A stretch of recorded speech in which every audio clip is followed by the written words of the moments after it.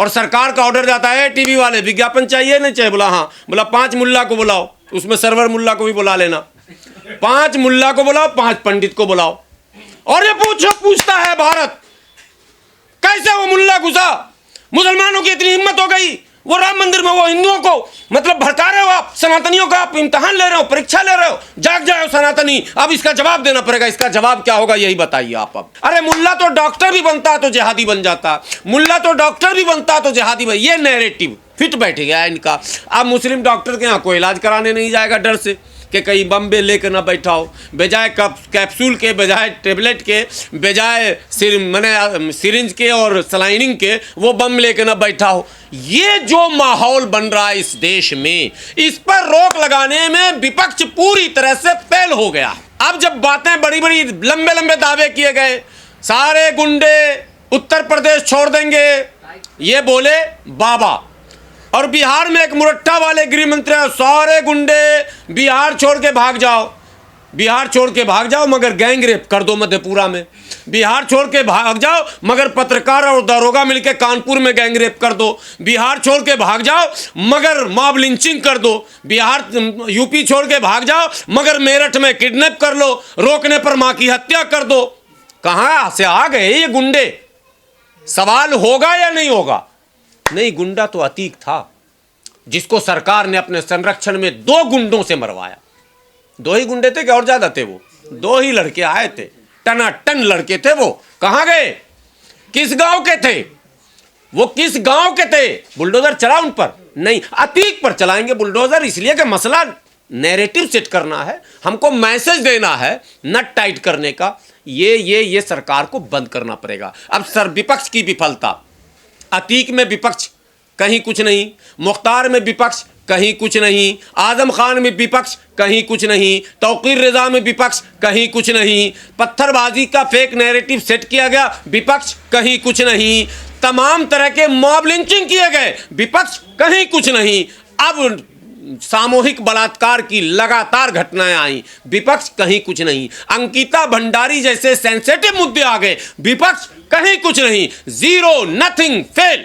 अब ये चिंता का विषय, आखिरी बात मैं कह रहा हूं, जो सबसे ज्यादा चिंता का विषय जिसके लिए मैंने आपको बुलाया, जो कल की घटना अयोध्या के राम मंदिर में, जो एक ऐतिहासिक अब बन चुका है, जिसकी सुरक्षा को लेकर पूरे देश को चिंता रहती, अति संवेदनशील मंदिर है वो। उस मंदिर के जितना सुरक्षा व्यवस्था पूरे भारत में किसी मंदिर का नहीं। बगैर आईडी चेक किए उस मंदिर में किसी को प्रवेश नहीं है, श्रद्धालु को, किसी को श्रद्धालु को प्रवेश नहीं है। फिर सवाल ये पैदा होता है, कोई अगर चंदन टीका लगाकर, दाढ़ी मोछ मुड़ाकर, धोती कुर्ता पहनकर, फर्जी आईडी बनाकर अगर इन करता तो बात समझ में आती, आपको भी आती, हमको भी आती, अखिलेश जी को भी आ जाती। खैर अखिलेश जी को तो आएगी ही नहीं समझ में, अभी भी नहीं आई।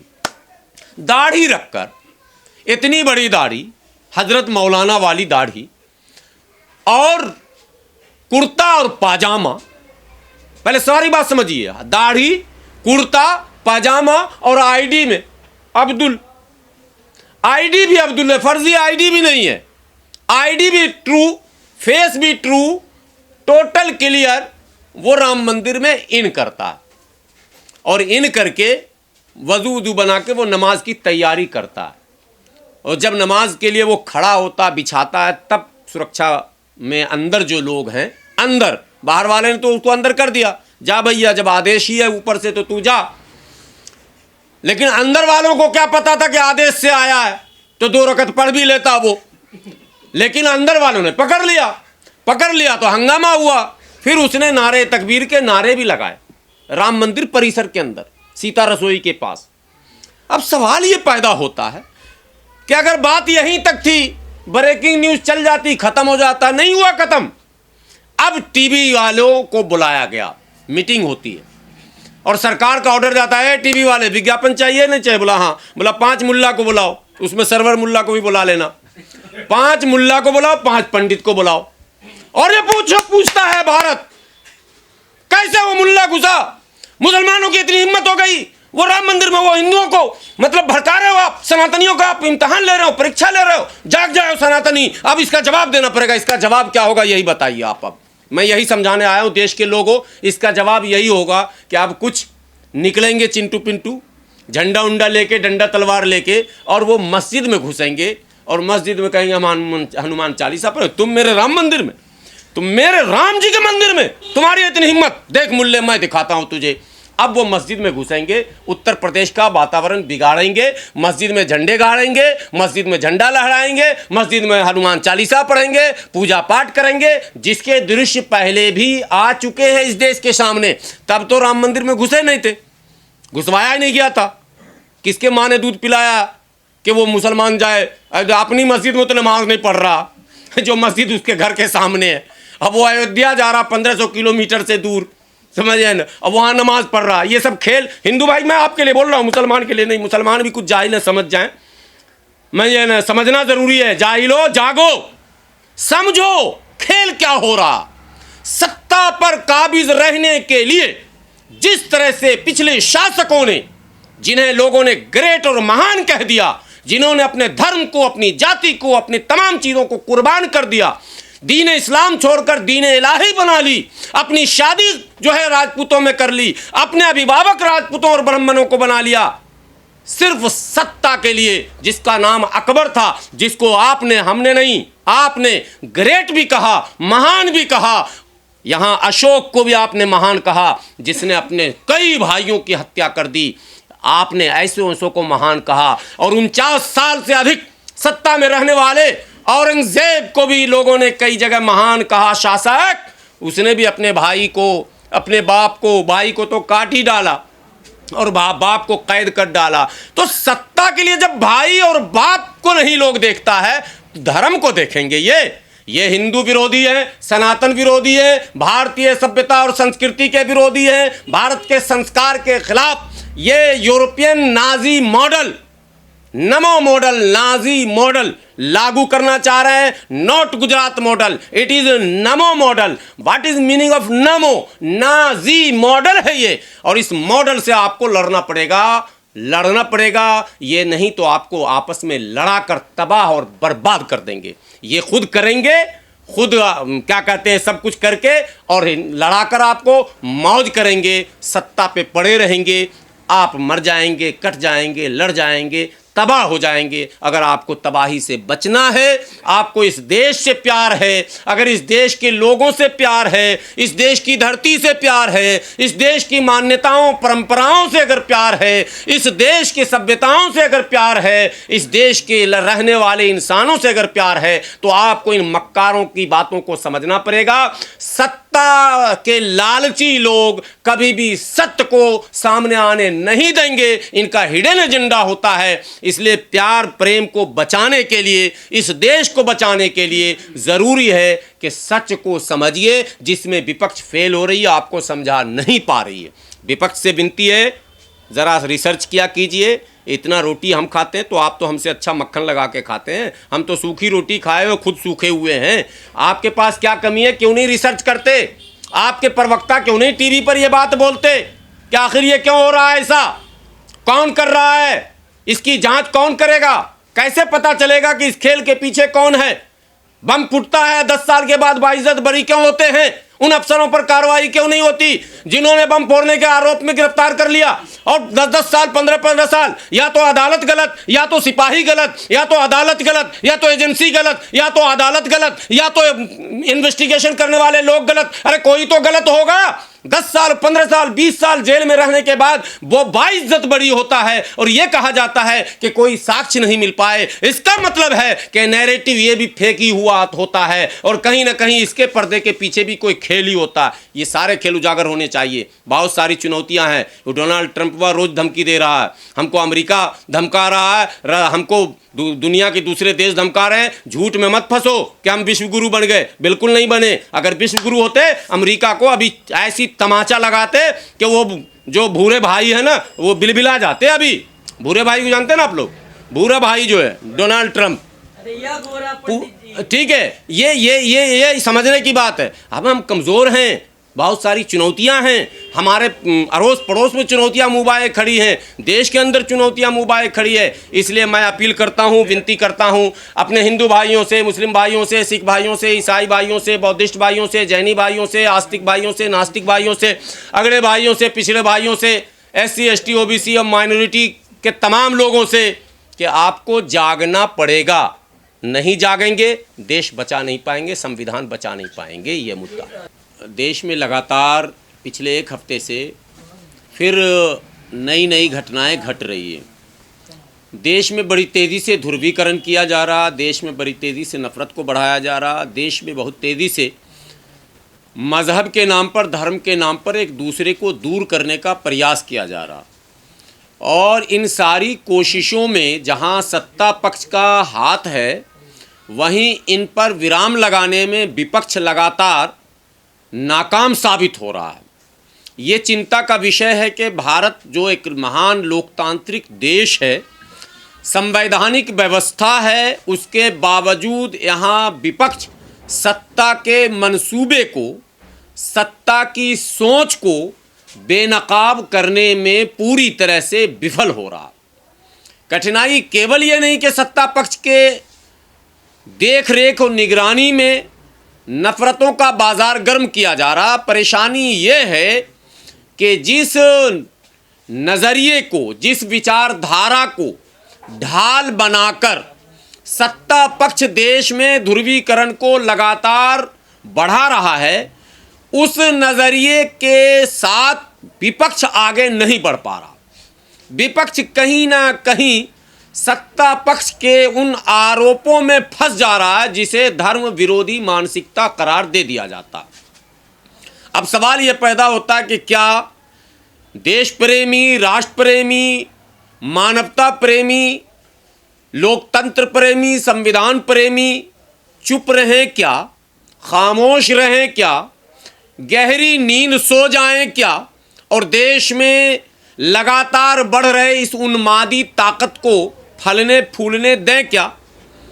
इसी चिंता को देखते हुए मुझे ये लगा कि देश के लोगों तक एक वो विचार, एक वो बात, एक वो सच, एक वो फैक्ट जिसको छुपाने की कोशिश लगातार मीडिया भी कर रही है, सत्ता पक्ष के लोग भी कर रहे हैं, और कहीं ना कहीं विपक्ष भी उसको उजागर करने में विफल हो रही है, वो पक्ष सामने जाना चाहिए। एक तो बुलडोजर की पूरी कहानी है, पूरी दास्तान है, असम से लेकर कश्मीर तक और केरल से लेकर हिमाचल तक, जिन जिन प्रदेशों में भारतीय जनता पार्टी की हुकूमत है, उन प्रदेशों में बुलडोजर को एक हथियार के रूप में इस्तेमाल किया जा रहा। जबकि भारत में जो डेमोक्रेसी है वो बुलडोजर डेमोक्रेसी नहीं है। एक हमारे यहाँ पूरा लीगल वे है, कौन किस तरह का अपराध करेगा, उस पर किन धाराओं में मुकदमे दर्ज किए जाएंगे और किस तरह से कार्रवाइयों का सामना उस अपराधी को करना पड़ेगा, उसका 100% प्रोसेस यहाँ तैयार है। उसके बावजूद धर्म विशेष को देखकर, जाति विशेष को देखकर यदि सरकार उन्हीं अदालतों के सहारे, उन्हीं अदालतों में बैठे माननीय जजों के कांधे पर बंदूक रखकर अगर इस व्यवस्था में ध्रुवीकरण को बढ़ावा देती है और जहां अनावश्यक है, जरूरत नहीं है, वहां भी बुलडोजर चलाकर और ढिंढोरे पीटकर और उस पर डिबेट कराकर अगर वो अपने एजेंडे को सफल करना चाहती है तो उसको बेनकाब करने की ज़रूरत है। उसको हर हाल में बेनकाब किया जाना चाहिए। अब हम दिल्ली में बैठे हैं, इसी दिल्ली में जहां हम बैठे हैं, दिल्ली के अंदर पिछले महीने एक मंदिर पर बुलडोजर चलाया गया। बहुत प्राचीन मंदिर था और उस पर बुलडोजर चलाया गया। विरोध हुआ, ऐसा नहीं कि विरोध नहीं हुआ, विरोध हुआ, धरने प्रदर्शन हुए, हंगामे हुए। पुलिस ने उस हंगामे को कंट्रोल किया, जो पुलिस का काम है, जो प्रशासन का काम है, वो प्रशासन ने किया। एक भी टीवी चैनल पर अगर मां झंडे वालान मंदिर के डेमोलेशन को लेकर डिबेट हुआ हो तो हमें दिखाइए। क्यों नहीं हुआ भाई? मस्जिद मंदिर तो प्राचीन था, बहुत पुराना था, और मैं अनऑथराइज ऑथराइज पर अब जा ही नहीं रहा हूं। मैं ये कह रहा हूं कि अनऑथराइज ऑथराइज की परिभाषा भी सरकार ने बदल दी है। जिस पर उंगली रख दे वो अनऑथराइज्ड हो जाए, और जिस पर आंख बंद कर ले वो ऑथराइज्ड हो जाए। ये नई परिभाषा है। लीगल वे में कौन सा इलीगल है और कौन सा लीगल है ये तो कोई डिबेट कर ही नहीं रहा।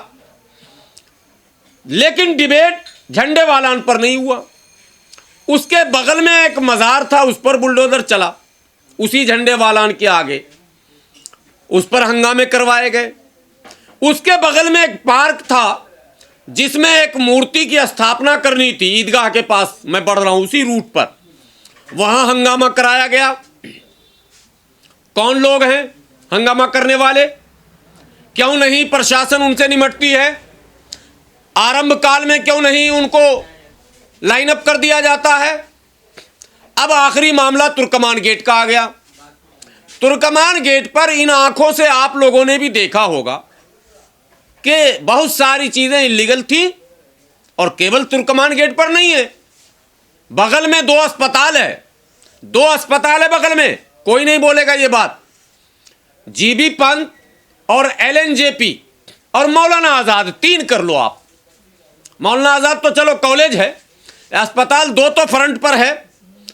उस रोड पर दोनों अस्पताल के सामने जिस तरह से दुकानें लगी हुई हैं, एमसीडी और पीडब्ल्यूडी और डीडीए और अस्पताल प्रशासन से मेरा सवाल है कि वो दुकानें क्या लीगल हैं? अस्पताल के गेट पर बीड़ी सिगरेट बिक सकता है क्या? गुटखा बिक सकता है क्या? गंदे तेल में छोले भटूरे बिक सकते हैं क्या? जहां अस्पताल में लोग स्वस्थ होने जाते हैं वह अस्वस्थ। क्या उन मानकों पर जो खाद्य सुरक्षा को लेकर नियम बने हुए हैं, उन मानकों पर वो सारे जो स्ट्रीट वेंडर्स हैं जो खाने का सामान बेच रहे हैं, क्या वो मानक पर खड़े उतर रहे हैं क्या? किसी ने उस पर रेड किया क्या? किसी ने उसकी आवाज उठाई क्या? क्यों नहीं उठाई? इसलिए नहीं उठाई कि वहां कॉमन मैन है, हिंदू भी हैं, मुस्लिम भी हैं, सब हैं। वहां एंगल फिट नहीं बैठ रहा, एंगल नहीं फिट बैठ रहा ध्रुवीकरण का। अगर वहां बुलडोजर चलेगा, वहां अतिक्रमण मुक्त किया जाएगा, तो सरकार की वाहवाही तो होगी कि उसने चलो स्वच्छता का काम किया, लेकिन एंगल तो नहीं बनेगा ना। एंगल बनाने के लिए बस 100 कदम दूरी है उससे, उस अस्पताल से 100 कदम दूरी पर वो मस्जिद है। मस्जिद के आगे वो इंक्रोचमेंट, मैं इंक्रोचमेंट से इनकार ही नहीं कर रहा हूं, मैं बिल्कुल नहीं कह रहा हूं कि नहीं वो लीगल था उसको तोड़ दिया गया, वो इलीगल था, लेकिन सवाल इलीगल पर ही मैं कर रहा हूं। जैन मंदिर, हनुमान मंदिर, राम मंदिर, शिव मंदिर, माँ दुर्गा मंदिर, माँ काली मंदिर, कोई मंदिर अगर दिल्ली का ऐसा हो जहां इलीगल इंक्रोचमेंट ना हो तो आप हमें बताओ। लेकिन नहीं छुआ जाएगा। ये मैसेज दिया जाएगा कि ये सरकार हिंदू हितों की रक्षा कर रही है। हिंदू हितों की रक्षा कर रही है तो इसका क्या मतलब है कि मुस्लिम हितों को प्रभावित किया जाएगा? इसका यही मतलब है क्या? इसका अपोजिट वर्ड यही आपको मिल रहा। अब इन खबरें ये चलाई जा रही हैं कि जामा मस्जिद में अतिक्रमण मुक्त किया जाएगा। क्यों भैया, जामा मस्जिद में अतिक्रमण मुक्त क्यों करेंगे आप? मैं प्रशासन से सवाल कर रहा हूं, और मैं देश के नागरिकों से, हिंदुओं से, मुसलमानों से, सिखों से, ईसाइयों से यह पूछना चाहता हूं कि जामा मस्जिद का इंक्रोचमेंट नमाजी जो जाता वो मुसलमान जाता, वो झेले, आपको क्या दिक्कत? जामा मस्जिद का अनधिकृत जो कब्जा है वो मुसलमान उसको झेल रहा है, लेकिन हॉस्पिटल पर जो अनधिकृत कब्जा है, राम मनोहर लोहिया के गेट पर जो है, सफदरजंग के गेट पर जो है, और तमाम अस्पतालों के गेट पर जो है, छोले भटूरे, कुलचे, भनभनाती मक्खियों के बीच में समोसे, ब्रेड पकौड़े, चाय, पान, बीड़ी, सिगरेट, दुनिया जहान की वो तमाम दुकानें जो वहां हैं, उससे तो हिंदू का हित प्रभावित हो रहा ना। स्वास्थ्य हिंदू का खराब हो रहा है ना। बड़ी आबादी तो हिंदुओं की ही जा रही है ना। अरे भाई 80% उनकी आबादी है तो 70-60 तो जा ही रहे होंगे अस्पताल। मेरे हिंदू भाइयों, आपको ये सोचना ही पड़ेगा कि ये खेल क्या हो रहा। चले जाइए नई दिल्ली स्टेशन, पुरानी Delhi station, Anand Vihar railway station, Nizamuddin railway station, illegal encroachment का भंडार है, भंडार। सारे वेंडर, आज मैं बहुत महत्वपूर्ण बात कर रहा हूं। रेल ने रेल नीर बनाया। क्या बनाया? रेल नीर। केवल रेल नीर ही बिकना चाहिए। आप सभी यात्रा करते हैं, मेरे हिंदू भाई, ये बिहार यूपी के भाई खास करके यात्रा करते हो ना तमाम ट्रेनों से, कौन सा पानी मिलता? राजधानी को छोड़कर बाकी तमाम ट्रेनों में फालतू का 4 नंबर का, 2 नंबर का पानी नहीं, 4 नंबर का महाघटिया पानी बेचा जा रहा। 20-20 रुपए का बोतल बेचा जा रहा। वो बोतल कौन सप्लाई कर रहा? कौन बना रहा? कौन मैन्युफैक्चरिंग कर रहा? कौन डीलर है जो ट्रेन के डब्बे में बेचवा रहा है? कैसे बेचने की अनुमति मिल रही है? रेलवे क्या कर रही है? रेल मंत्री क्या कर रहे हैं? IRCTC क्या कर रही है? कोई पूछेगा सवाल? कोई नहीं पूछेगा। रेलवे में सारे घटिया खाने परोसे जा रहे हैं, सड़े समोसे बेचे जा रहे हैं, खट्टे अंगूर और खट्टा सेब बेचा जा रहा, सड़ा हुआ फल बेचा जा रहा, सड़े हुए अनब्रांडेड जिसका कोई ब्रांड नहीं है, वो रेलवे के स्टॉल पर, मैंने चाहे वो ठंड पिए हो, चाहे जो भी खाने का सामान हो, वो नॉट ब्रांडेड है, टोटल अनब्रांडेड है। कौन सप्लाई करवा रहा? सवाल पूछेगा कोई? नहीं, इसलिए कि नैरेटिव फिट नहीं बैठ रहा, एंगल सेट नहीं हो रहा रेलवे में हिंदू मुस्लिम का। तो सबका ना स्वास्थ्य का मसला है, सबका ठेका हम थोड़ा ना लिए हैं स्वास्थ्य का।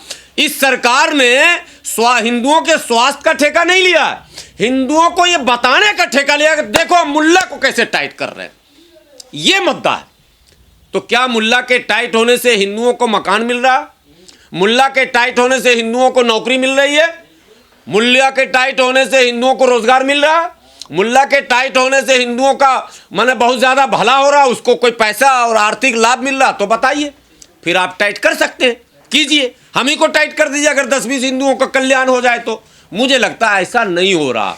नौकरियां जा रही हैं, बेरोजगारियां बढ़ रही हैं, डॉलर लुढ़क रहे हैं, तमाम तरह क्राइसिस बढ़ रहे हैं। और कहा गया था सरकार की तरफ से जो वायदे किए गए थे अपराध को लेकर, रोजगार को तो छोड़ ही दीजिए, शिक्षा को तो आप छोड़ ही दीजिए, शिक्षा का तो स्तर देख ही लिया आपने। अगर UPSC में मुसलमान कुछ ज़्यादा सीट निकाल ले तो UPSC जिहाद के नाम से उसको मीडिया ट्रायल कर दिया जाता है। अगर MBBS में कुछ ज़्यादा एडमिशन हो जाए तो उसका मेडिकल कॉलेज का मान्यता रद्द करवा दिया जाता है। अगर मुसलमान कहीं प्रैक्टिस करने बैठ जाए तो उसे जिहादी डॉक्टर कह दिया जाता है और उसी के लिए डॉक्टर को निशाना बना दिया गया। वो जो सुसाइड बॉम्बर था, वो मरने वाला डॉक्टर था, मास्टर था, टीचर था, प्रोफेसर था, जाहिल था, शैतान था, मनहूस था, खबीस था, क्या था ये तो पता नहीं, लेकिन कई डॉक्टरों को लपेट लिया गया। बाद में डॉक्टर को छोड़ भी दिया गया। मैं कोई उड़ती पुड़ती खबर नहीं कह रहा हूँ, लेकिन आज तक डिबेट हो रहा है